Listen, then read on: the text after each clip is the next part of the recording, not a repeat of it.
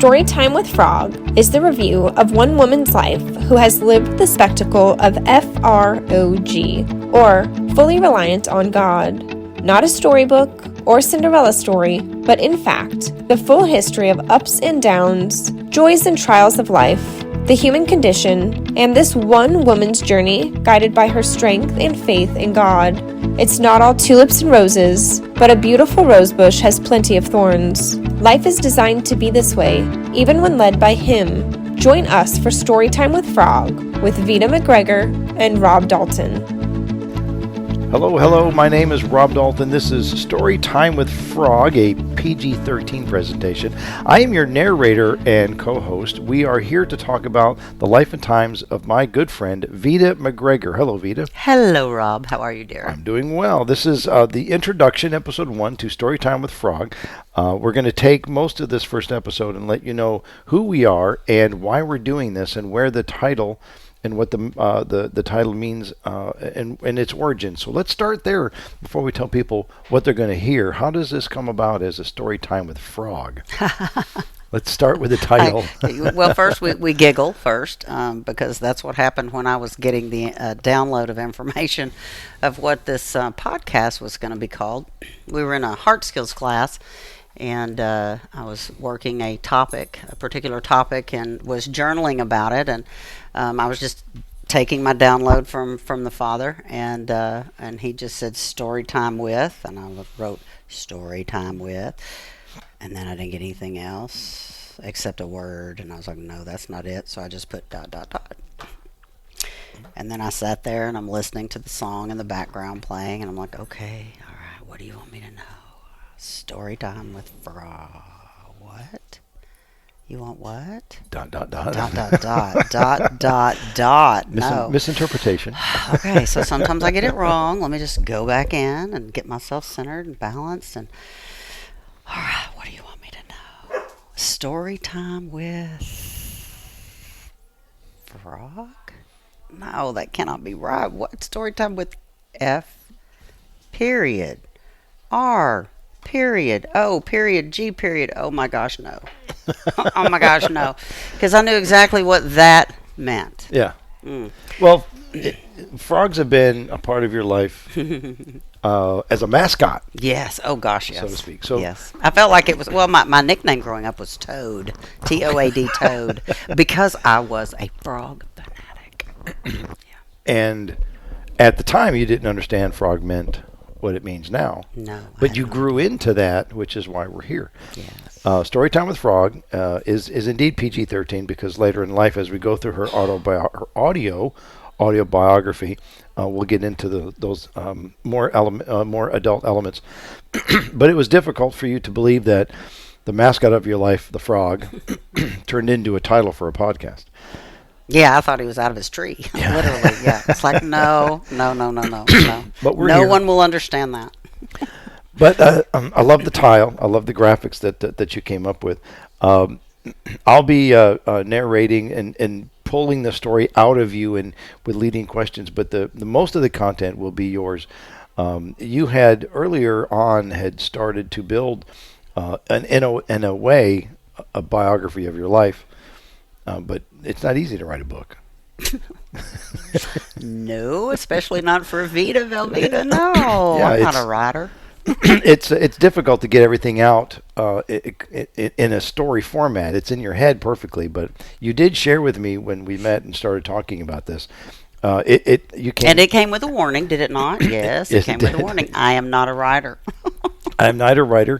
It was 51 pages of her life, and it was every one or two paragraphs told an element of your story, and it's a quick read, but it's not a book. It's not even a short story. It's a short version of a long story. Yes. So we wanted to get more detail across, and that's why we thought we'd come up with this individual podcast that you were divinely led to proceed with, and I appreciate you choosing me as a co-host. Storytime with Frog is a story about living in faith, living in your own belief system from a child, from a toddler to now. You've had a great relationship with the divine. How do you describe or define that? To describe it, oh my goodness, an earthly language. Let's see.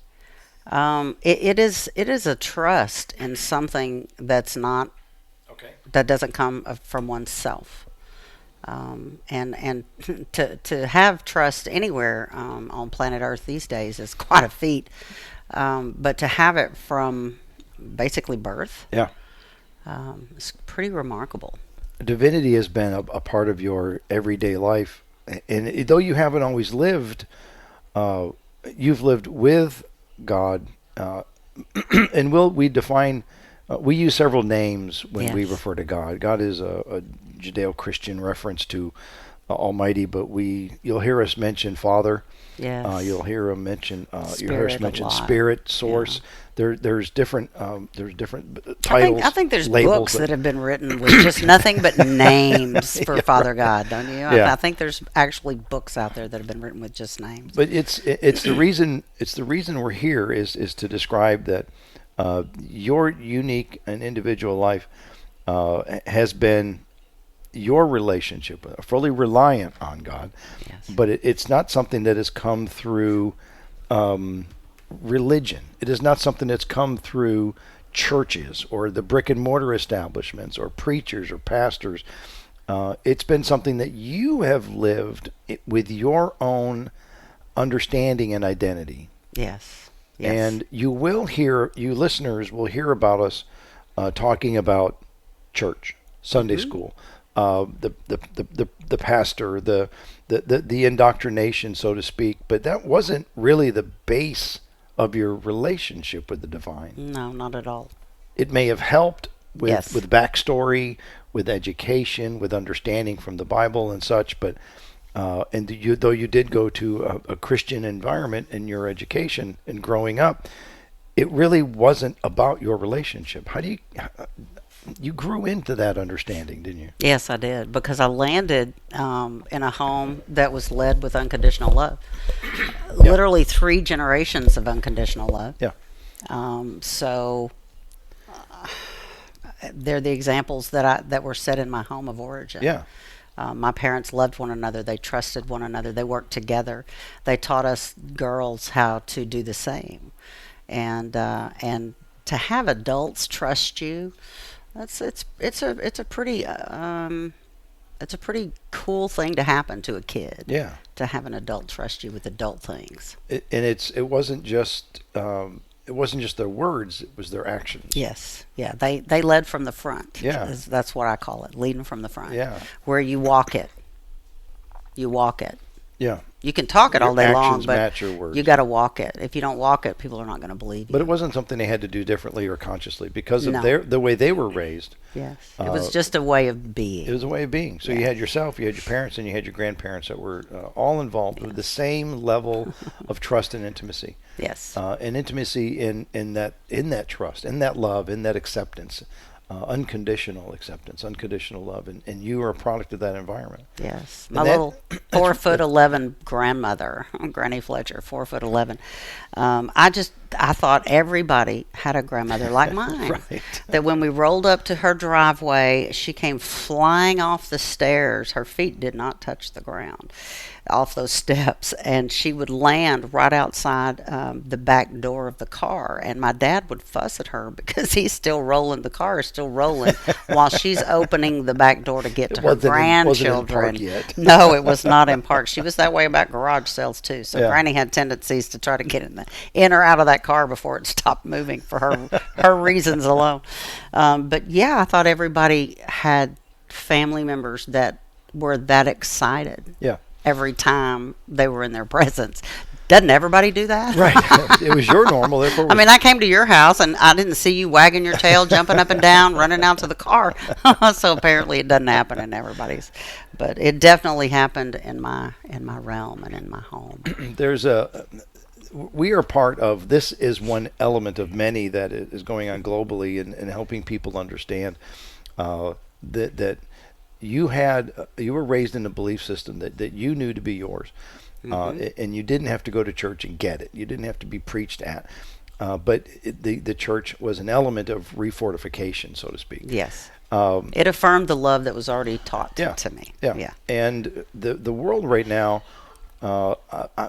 you work with the spirit realm, as do I, as a medium, and the information we get and some of the stuff I've gotten lately is that the globe as a whole is shifting over the course of a 4-generational shift from out of the religion, the brick and mortar structures, the Sunday schools, and the indoctrination, the protocols, the dogmas of religion. And that's the way it was a couple generations ago. We are slowly shifting out of that globally into a more intimate and a relationship and understanding of our faith. Yes. Our personal faith. And I have talked to many people, especially in the last 7 or 8 years, where they can't find a building or brick and mortar building that matches what they believe. Yeah. And, Funny how that's we are happening. in the sweet spot of that shift because, and COVID had a kind of a reason for being here, or a purpose adding to that, in that people were no longer going to church, Right. but they found their online Faith.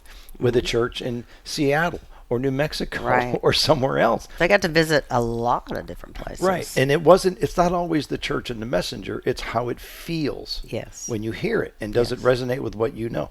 And so one of the reasons we're here, Veda, is we want to tell your story so people can understand that faith is personal. Yes. Your journey is unique, and your understanding and acceptance of what you believe to be true is up to you. Yes. You don't have to go somewhere and be talked at or taught or preached.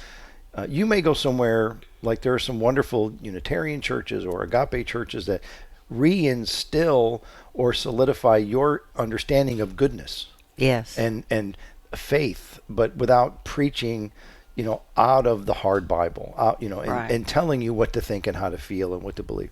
That is falling away, and this new faith, this new discovery of belief and understanding is new for a lot of people, and that's why we want to tell your story. Yeah.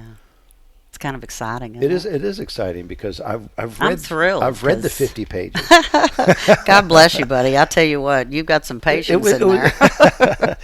and we're here to share the story because it's important that everyone understand that intimacy can be in your belief system. Yes. And there's no shame. No, I didn't know it wasn't. You understand? Yeah. I didn't know I was supposed to care about what other people thought or said. Yeah.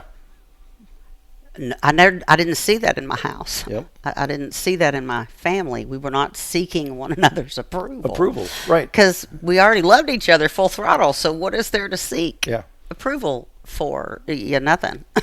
And when you got out into the world, you learned two of the words you use in discussing this is curiosity and understanding. Yes, yes. Understanding is my favorite word. That's my favorite word because I do believe that we, as creations, are innately driven to understand. We don't need to know everything. We don't need to figure everything out. What? Right? What? Y'all, I just saw the light bulb go on That's top not of his head. This is legit happening right Isn't that here what live. the internet's for? I tell everything you, all the is to time. learn everything all the time. But yes, we just want to understand one another. And so many people these days judge before they understand. Well, because there has to be a right and a wrong, right? Yeah. A good and a bad, right and wrong. I Yeah. despise all things that draw lines between us. Yep. That's my thing. Understanding That's my is in the nemesis. middle. Understanding is in Yes. the middle. Yes. Understanding is where the gray lives. Yes. And you can find. It's just important to understand. It is. Ask questions and understand. Because if I can understand your why, Yeah. then I can know your heart in an intimate way. And we need more of that understanding out there. Yes. And Because it's not to correct. Right. It's not to criticize or correct. It's strictly for the use of understanding. I want to understand our differences. I don't want to draw the gap between us bigger. Right. That makes no sense. Yeah. Let's seek to understand one another. rather than to fix one another. And or pull you over to my oh, side. please! I'll tell you what. There's a lot of that going When on. y'all come into our when y'all come into our hard skills classes, that's one of the first things you're going to hear from our leadership is if you came in here to give me opinions, advices, or fixes, you are in the wrong space. Yeah. Because that is a room that is safe from getting opinions and fixes from other people. Because we have got to learn how to step through our lives ourselves. And again, your journey is about that. We have to go through an understanding of faith, which is different than religion. I know people. Thank you. I know people that have religion but have very little faith. No faith.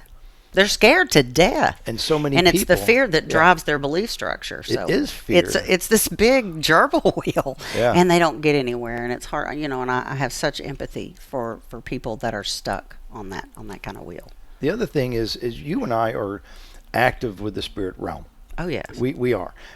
It's well, once you believe, there's a lot more to it. Once you start believing. Yeah, and my journey was I've always been connected because of my near-death experiences as a child, but it played a role, but I wasn't active with it until the last 10 years when it began to awaken inside me. And I am now well connected to the spirit realm, and I have come to realize in my journey, and I mentioned this to people, as do you in your connections, and we're going to go back to the flipping of the script. Yes. Because most people think that we are strictly humans in search of a spiritual experience. That was my raspberry. Did you hear it? When you find out that the truth is we are all spiritual bodies, Yes. souls, God's fingerprints, however you want to say it, soul energy, eternal spirits. Yes. We are all eternal spirits living and enduring a human experience. Yes. So we flip that script, and now we're trying to get back in touch with our origins, but we don't realize that's what we're doing. Where is it? Where is it? We're so busy looking ahead that we forget that we've been spirit-filled the whole time. Yes. And we're looking for something that's already there. It's been here. It's been there the whole time. And that's why people go to church. They're looking for that mystery. And people now are waking up to their own faith and their own belief systems, and they don't have the permission to talk about it. Yeah, we're going to give them that. We're giving people We're going to give that. them that. It's okay to think new thoughts, to have new beliefs, to have new knowings and understandings. But they don't have to go on a shelf yet. You need to let them build and let it grow, because each of us, that we are as a world yearning for an awakening. But the world around us won't let us. No. But I get, when I channel for people, I remind them, this has been going on the whole time. You're the one that's not letting it flow. Correct. For whatever reason. Yes. No harm, no foul. But it's trying. The choice. You're blocking the river of information. And if you just understand that we are spirit. Yeah. Enduring a human experience, not enjoying always. Oh gosh, no. Because it's not You meant to can't be have enjoyable. that. No. If Life's you have a all struggle. positive, then you don't have anything to. Yeah, it's There's not no- going to be positive. right. If it's all positive, it won't stay that There's way. got to be the polarity that, Yes. that this experience provides. Mm-hmm. So we're here to give people permission. You are, and you should feel okay with not understanding what you know to be Yes. true. Not understanding. It's not meant to be understood. It's meant to be experienced and learned. Yes. And like any education, K through your graduate degree, all those years you're learning and expanding, and this journey, the spirit journey within each of you, is no different. Not at all. And it's not the same No, of for course any not. two people. No. There might be similarities. Well, yeah, and every You and every I end year, up at the same place. we just do. different We just journeys. go different directions, Yeah. but we still land in the same spot. Yeah, Mine's- and I love that. I love that about humanity. Right. Because it keeps the flavor. It keeps the flavor in the flow, and we definitely need flavor. I don't want you to be just like me, and I don't want to be just like you. You know. Yeah.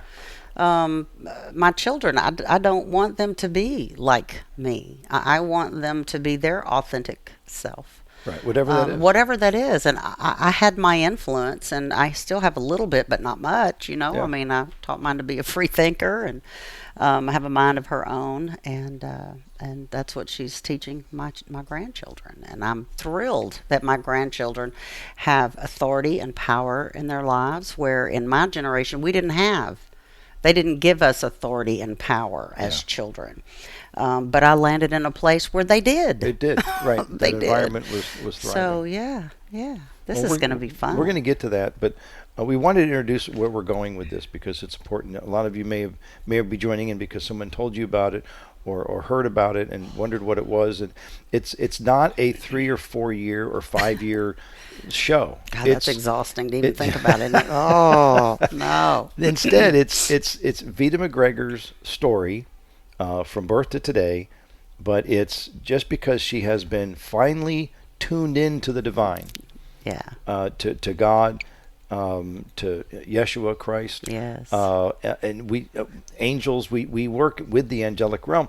Just because she has lived that way doesn't mean it's been a parade of roses and confetti. I hid the first 30 years of my life. I just knew if anybody found out what I experienced, that I would either be taken away by the federal government and I would be dissected like a frog to find out what is this thing, or I would be locked away in an insane asylum because I'm one of those people. Yeah. Those people. Because I'm talking about things that don't actually exist in the physical realm. in the 3D realm, in the 3D world. Y'all just stay tuned because those of you that have always felt like that you didn't belong, that you stuck out, that you didn't fit. There are more of us than you there think. are so many more of us. But we don't talk about it. Well, no, we didn't. But now here we're we starting sit. to. And here we go. We're giving Yes. we're giving each of you permission to talk about it. Talk amongst yourselves. Chat. Find out more. There are more out there than you think. And it's just they're for the waking lack of conversing, that mentality of I've got to be independent, I've got to have all the answers, versus, you know what, I don't know diddly do, so I'm going to connect with people and I'm going to find out what's out there because I don't know. Which takes vulnerability. Of course it does, which requires trust. There's that T word that everybody's allergic to, because with trust brings vulnerability. And that makes you feel like a target if you've ever been a target. Yeah. That will definitely play into it. There is one of my, I've learned a lot. In the decades of growing up, we learn, in our 30s, we learned, oh my gosh, look at, but now having just completed my 50s, as I just turned 60 this year. Congratulations. One of my bigger lessons was the power of vulnerability. Yeah.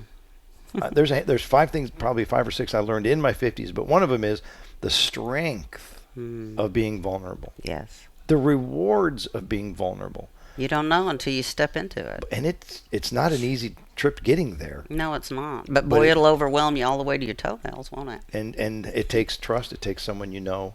It does take a little intimacy. It does. Emotional intimacy. It does. But it's a wonderful journey. And you and I had to learn to trust each other, didn't we? Yes. And faith requires that vulnerability. Yeah. Believing in something you cannot prove. I know things, like I know the sun's going to rise tomorrow. Mm-hmm. I can't prove any of it. Not at all. But I know through my dreams, through my beliefs, through my friends, and validations with people like yourself, it's got to be, I know it's true. Absolutely. But I can't prove it. And that takes vulnerability. It does. And it takes trust in self. Yes. And then the biggest journey for me, and you had this at an early age, was trusting that you're worthy. Yes. And I think so many people, when I tell people the different entities, angelic entities I speak with, they go, "You? Yeah, right. I know you. What are you? Yeah, you crazy. You're not worthy." Yeah, I thought the same thing. Right. I knew I wasn't worthy, but it doesn't mean that they don't think I'm worthy. That's right. And you've had such a wonderful experience growing up that it's not a sense of worthiness. It's just always Never been. has been. Yeah. And that's going to be difficult for people to relate to. But faith can bring you that revelation. Faith can bring you that strength. And that's where we're going with this story. Is her journey from birth to today has been a lot of diversity, a lot of bliss, but a lot of turmoil and tragedy, as we all in our lives have been. Yes. We're not going to highlight anything above anything else. But the journey as a whole, as you hear at the end of however many episodes this take, it's basically an autobiography. And that's all we're doing, is we're sharing one person's journey through faith. and it's highs and lows, all of it, and it's a bag of mixed blessings. It is. Well, you got mountaintop and valley time. Yep, You know, it takes both. it does, and I've always loved valley time so much more than mountain time. Well, it takes an entire village to get you to those mountain moments, Yep. those mountaintop moments. So you can't stay up there forever. No, and nor do I want to, because that's not where the people are. Yeah, yeah. The people are in the valley. I want to be in the valley with the people. Yeah. That's where I the wanna living be. goes on. Yes, It's fun to be at the exactly. mountaintop. It is, but it only lasts for like a second, and then Yeah. it's like, ooh, but I want to get back down there and start moving back up this mountain with somebody else. Yeah. I want to get to that mountain with anybody who's willing to go. Yep. And that's part of the journey. So we encourage all of you to stick around. We're going to get into the beginning of her life story, but it's going to be as long as it takes, and it's entertaining, it's fascinating, it's all true. Parts of it are going to be hard to believe, and you'll see pieces of you as you listen. Yeah. And everyone goes through the same basic emotions. Yes, we do. Absolutely. How do you I mean, everyone's. It's like going to an ice cream shop. It's all ice cream. Yes, it is. We all go through hurt. Yep. We all go through anger.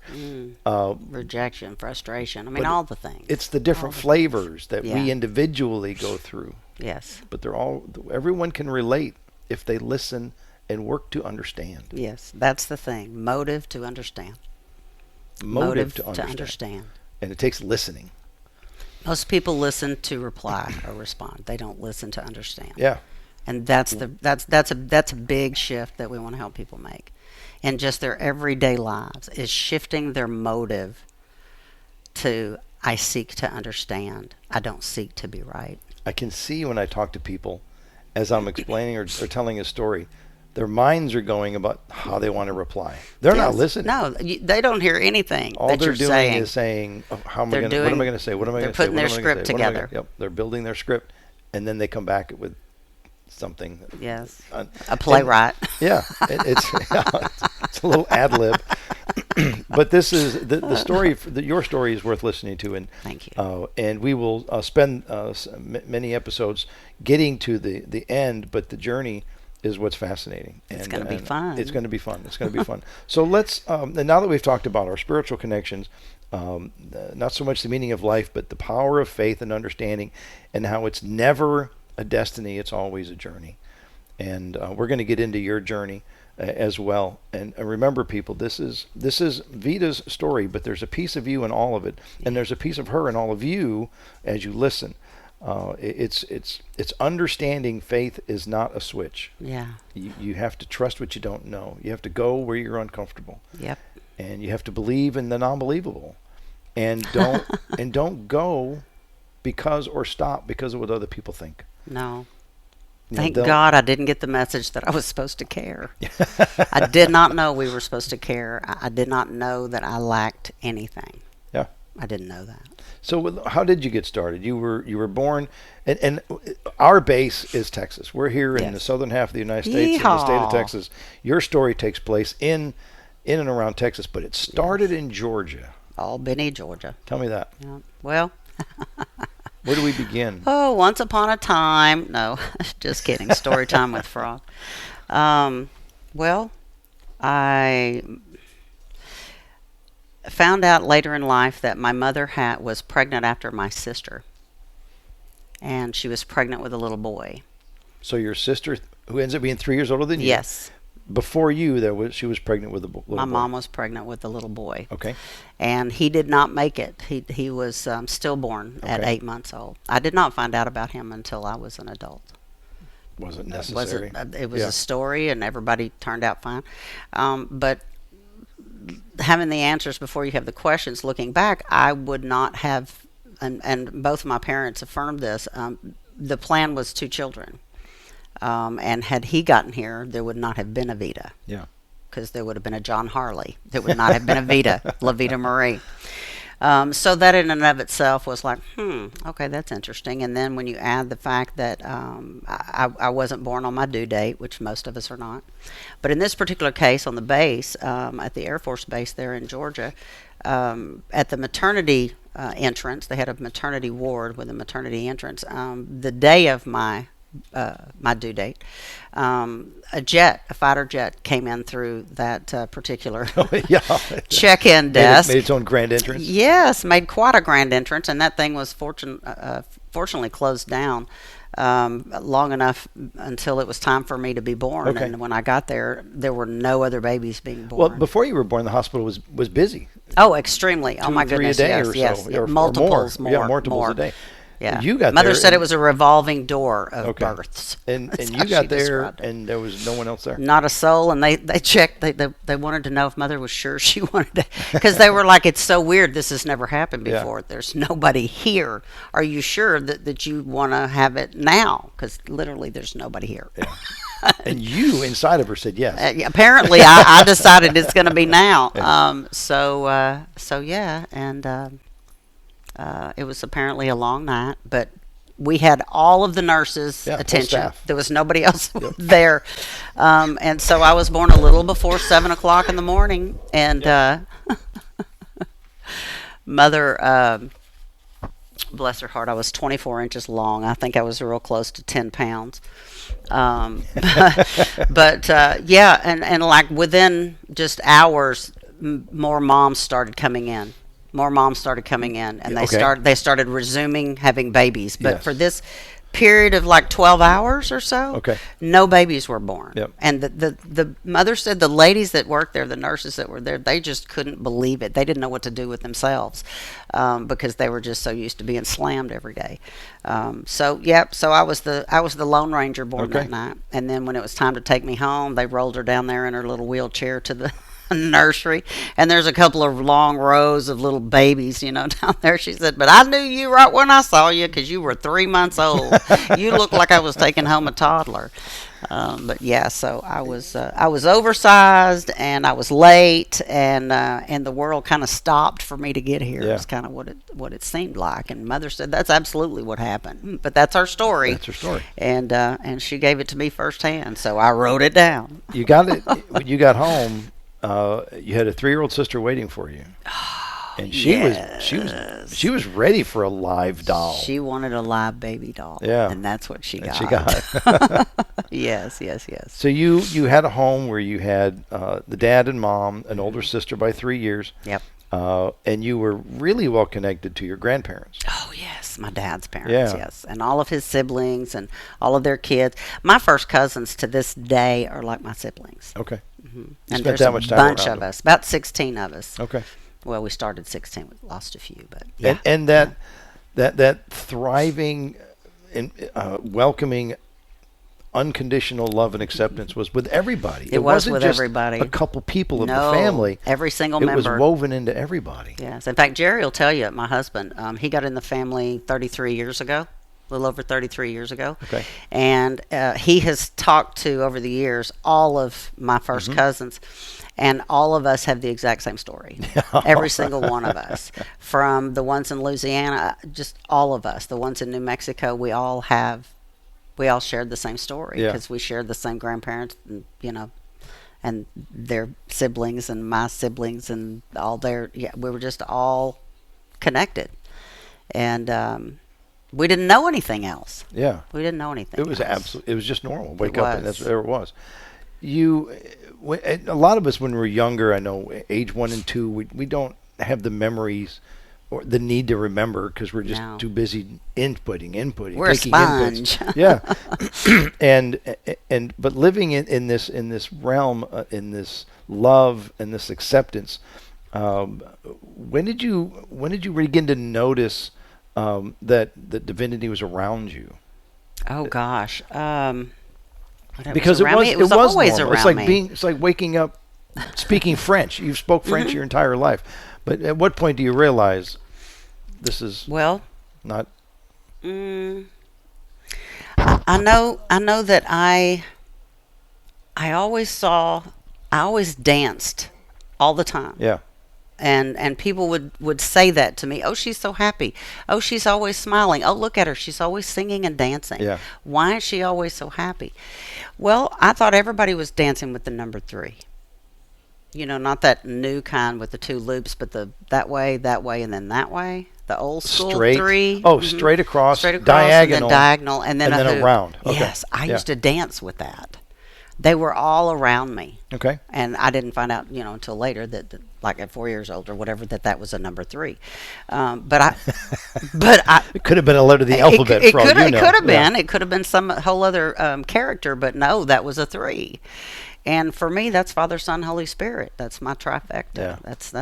That's my heavenly realm right there. You had those angels attached to you. Most people have invisible friends. Yes. And I had a real special one. You did. I did. Yes. But most kids lose those as they grow up, and they're taught, you're told they don't exist. Your little imaginary friend, wink, wink. Yeah, yeah. But yours never left. No. Because you were allowed and given the safe space to accept it as an actual reality. Yes. Yeah. My mom was really, really good about that. When I thought I was a dog or a cat, she accommodated me being a dog or a cat. When I wanted to climb trees at 3 and 4 years old and hang out with Jesus all day, she allowed me to do that.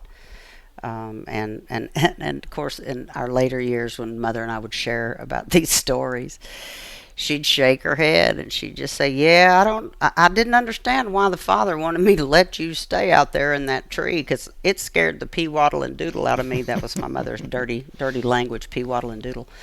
But it would scare her. And because you were up in a tree. I was up in a tree. Yes. Yeah. And like I had to get something to get up the bark to get to the first limb, kind of deal, like a step stool kind of thing. And and so I would stay up there, and I was on a limb, and Jesus was on a limb, and she would stand at the kitchen window and watch me.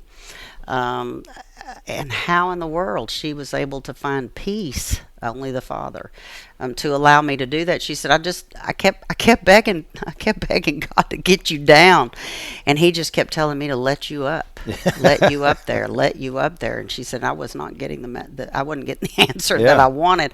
So all I knew to do was to just allow it and support it, even though I didn't understand any of it. Yeah. I just knew I had to let you do that. And she did. And she did. And your I say this, your imaginary friend was Jesus. Yeah, he was. And he was not one bit in my imagination. No, he was as tangible as you are right here. I'm touching him right now, y'all. I'm touching Rob.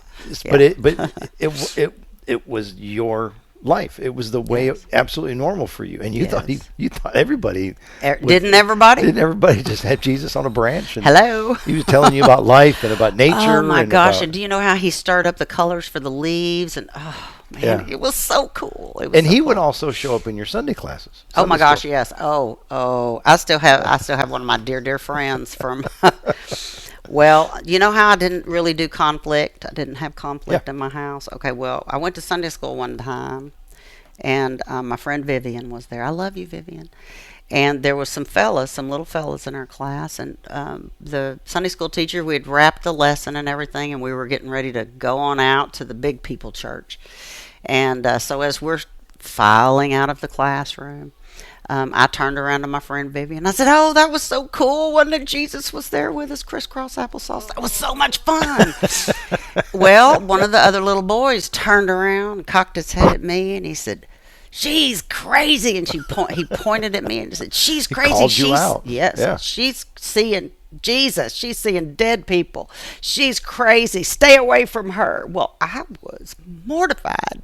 I was crying. He hurt my feelings. He's making fun of my Jesus in the floor. Well, my friend Vivian, I don't know how fast this happened, but it was really fast in my mind.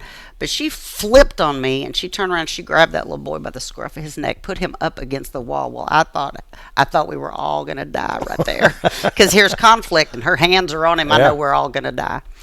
But she holds him up against the wall and says, "By God, if she said Jesus was in the floor, then he was in the floor. Don't you ever say anything like that again." Blah, blah, blah. Well, it scared him so bad, he just got out from underneath her and ran out of the classroom. I thought we were all going to get in trouble because she put her hands on him. Yeah. Well, she's still my hero today. And because she has some brain injuries and stuff, and she has a computer actually in her brain. She doesn't carry that memory. And I said, well, that's okay, Vivian, because I do. can I'll carry it for the you. rest of your natural Yeah. life and then some. So just be knowing I've got this one. Those moments in kids' lives can alter their course. Totally. It totally altered mine. Look how I still feel about But it. yours went in a positive direction. Yeah, it did. It did. Because you had the support of a friend. Mm-hmm.